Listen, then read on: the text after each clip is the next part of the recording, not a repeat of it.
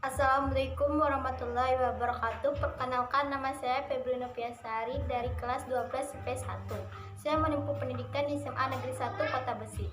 Di sini saya akan mempresentasikan tentang penyakit menular seksual atau PMS.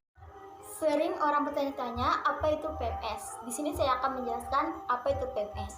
PMS atau penyakit menular seksual adalah penyakit atau infeksi ditularkan melalui hubungan seks yang tidak aman.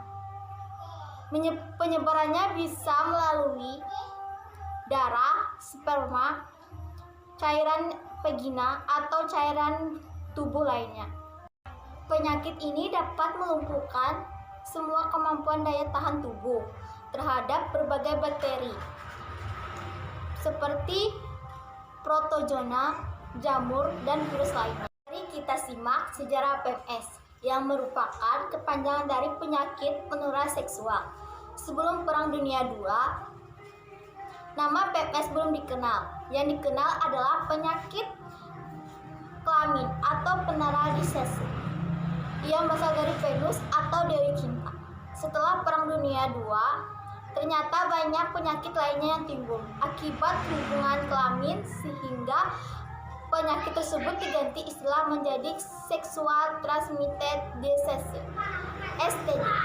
Istilah STD diterjemahkan dalam bahasa Indonesia sebagai penyakit hubungan seksual atau penyakit menular seksual.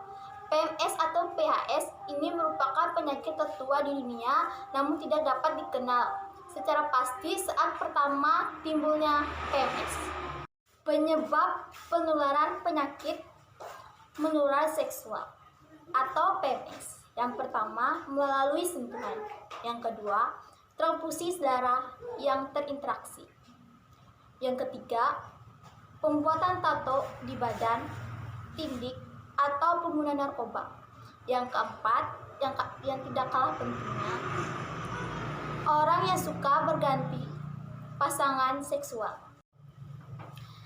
Selanjutnya, saya akan menjelaskan beberapa jenis penyakit menular seksual atau PMS. Yang pertama, sifilis.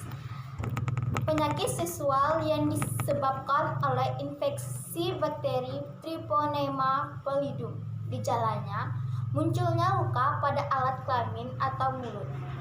Diagnosis, melakukan tes darah jika gejala yang muncul sulit dipahami. Yang kedua, herpes genital. Penyakit seksual yang disebabkan oleh virus herpes simplex atau sering disebut HSP. Gejalanya, luka melepuh berwarna kemerahan serta rasa sakit pada wilayah genital dan terasa gatal atau sakit saat buang air kecil. Diagnosis, pengambilan sampel cairan dari luka yang muncul atau dengan melakukan tes darah. Yang ketiga, gonorrea atau kancing nanah.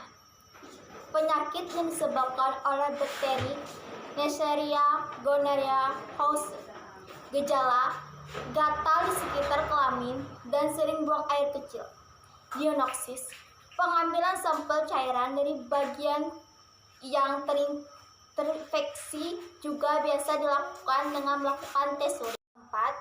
HIV adalah virus human immunodeficiency yang tersebar melalui cairan tubuh dan menyerang sistem kekebalan tubuh. HIV di awal penyebarannya tidak akan menunjukkan gejala karena virus akan tidur sementara waktu, menunggu sistem imun melemah dan dapat berkembang menjadi AIDS yang sangat mematikan. Yang kelima, chlamydia. Chlamydia adalah penyakit seksual menular yang paling umum terjadi. Gejalanya memang tidak akan terasa dan biasanya disebabkan oleh Chlamydia trachomatis. Namun, chlamydia tetap harus diwaspadai karena penularannya bisa terjadi tanpa disadari oleh orang yang terinfeksi. Berikutnya, gejala penyakit menular seksual atau PMS. Pada awalnya, sebagian gejala penyakit menular seksual mungkin tidak diketahui. Meski begitu, terdapat beberapa gejala Yang perlu diwaspadai diantaranya yang pertama, mengalami perubahan pada urin. Yang kedua, rasa nyeri selama berhubungan seks.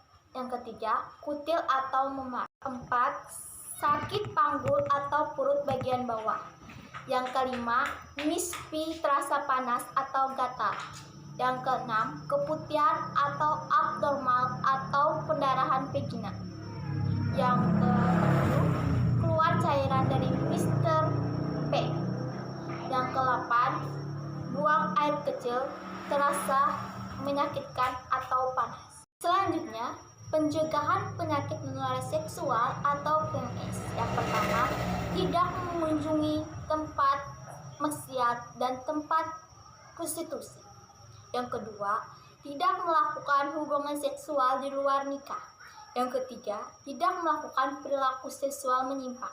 Yang keempat, melakukan kegiatan positif. Yang kelima, mencari lingkungan bergaul yang baik dan kondusif.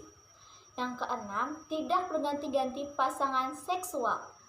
Adapun dampak dari penyakit menular seksual atau PMS, dampak psikologi yang terjadi ketika terkena PMS adalah akan selalu muncul rasa bersalah, marah, sedih, menyesal, malu, kesepian, tidak punya bantuan, bingung, stres, benci pada diri sendiri, benci pada orang yang terlihat, dan takut tidak jelas, insomnia atau sulit tidur, kehilangan percaya diri, gangguan makan, kehilangan konsentrasi, depresi, berduka, tidak bisa memaafkan diri sendiri, mimpi buruk, merasa hampa, halusinasi, dan lain-lain. Banyak yang akan terjadi. Adapun pengobatan penyakit menular seksual atau PMS, biasanya dokter akan menyarankan 2 jenis pengobatan saat telah terdiagnosis penyakit menular seksual. Di antaranya adalah pengobatan menggunakan antibiotik dan konsumsi obat antivirus. Antibiotik berfungsi untuk menyembuhkan infeksi menular seksual karena bakteri dan parasit tersebut termasuk gonorea, sifilis, chlamydia, dan trichomoniasis. Sementara itu, mengonsumsi obat antivirus setiap hari mampu mengurangi risiko infeksi. Dari penjelasan saya tadi, saya dapat menyimpulkan yang pertama, PMS adalah infeksi yang ditularkan dari suatu orang ke orang lain saat berhubungan badan. Yang kedua, penyakit yang umumnya terjadi adalah gonorea, sifilis, herpes, HIV atau AIDS, trichomoniasis. Yang ketiga, tempat terjangkitnya PMS dapat terjadi di berbagai tempat di luar alat kelamin. Itu tadi penjelasan dari saya. Apabila ada salah kata atau perbuatan, saya mohon maaf. Sekian dari saya. Wabillahi taufiq wal hidayah. Assalamualaikum warahmatullahi wabarakatuh.